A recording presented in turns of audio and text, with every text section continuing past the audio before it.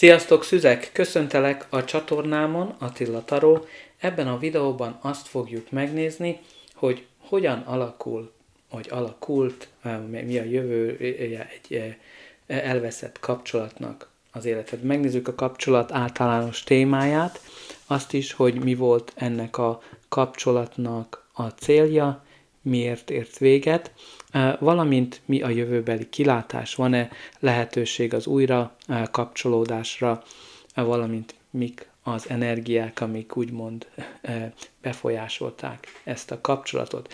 De mint mindig ez egy általános kirakás, így igazán figyelj oda azokra az üzenetekre, amik relevánsak a számodra, és engedd el a többit. De nézzünk, lássunk hozzá a hold kártyájával, ahol itt igazán neked az új hold a bikában jött ki, ami igazán arról szól, hogy jólét vár rád. Hát igazán ebben a kapcsolatban ez a lap azt jelzi, hogy itt igazán valamilyen stabil, értékalapú és türelmes új kezdetről van szó. Mert ugye a bika energia az lassú, kitartó, és általában elkötelezettséget, érzelmi biztonságot és kézzelfogható fejlődést keres. És így ebből a szempontból ez a kapcsolat arra utal, hogy a kapcsolat tartós értékeket próbált teremteni. De ehhez türelemre és ápolásra volt szükség, vagy arra lett volna szükség. Az is lehet, hogy a szakítás volt az, ami új utat nyitott meg a valódi jólét felé, lehet, hogy együtt, vagy külön-külön. De nézzük meg, hogy miről szól a taró.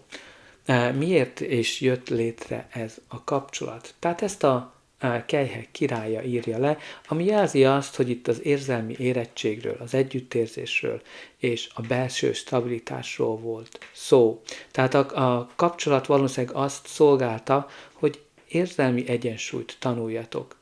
Hogyan érezhettek mélyen, de nem estek túlzásba. Mert ugye a Kelyhek királya az a szívéből vezet, a szívéből irányít, de nem hagyja azt, hogy az érzések túlságosan túluralkodjanak rajta, mert használja a logikáját, az eszét, és ezáltal tudja kontrollálni azt.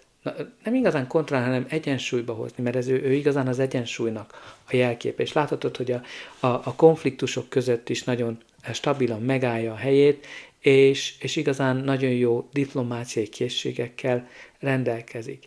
Jelzi azt is, hogy lehet, hogy itt ez a kapcsolat azt szolgálta, hogy empatikusabbak legyetek egymással, vagy ilyen területen kellett növekednetek. Aztán lehet, hogy itt az egyik őtök volt az érzelmi horgony, a másik pedig tanulta az önszabályozást, úgymond. De nézzük, hogy miért ért véget ez a kapcsolat, tehát ezt az uralkodó jelképezi, ami igazán a kontroll, a merevség és a hatalmi dinamikáknak a szimbóluma, jelképe. Tehát valószínűleg a kapcsolat azért ért véget, mert valaki uralni akarta a kapcsolatot, ami hatalmi harcokhoz vezetett.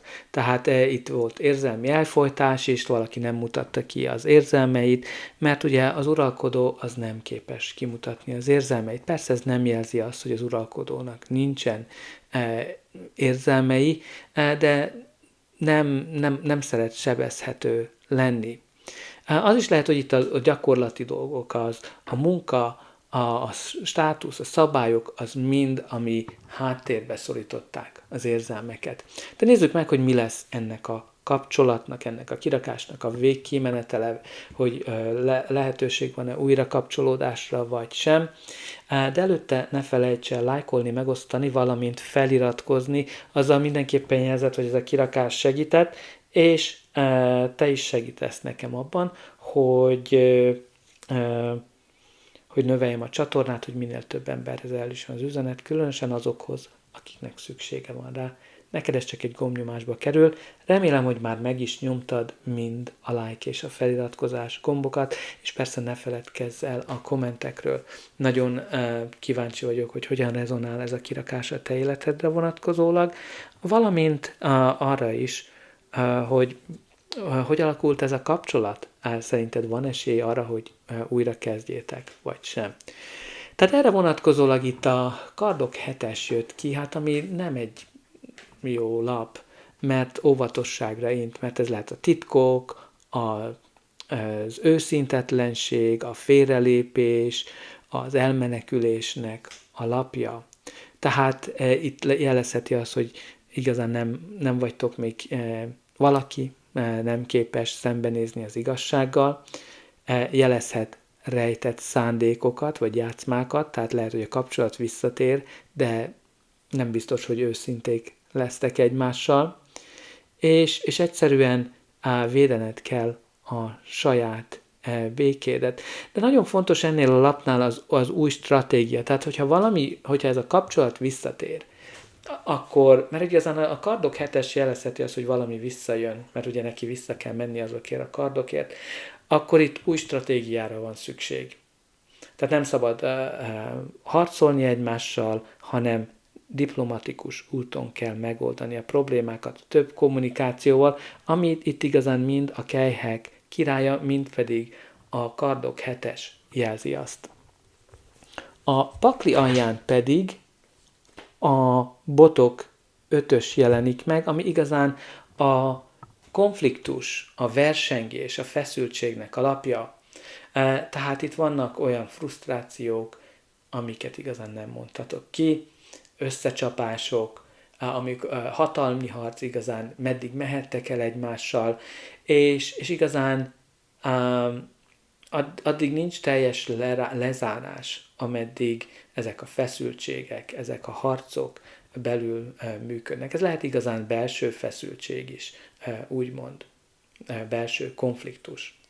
Hát igazán ennyi van számotokra, remélem, hogy ez a kirakás segített, és újra üdvözölhetlek.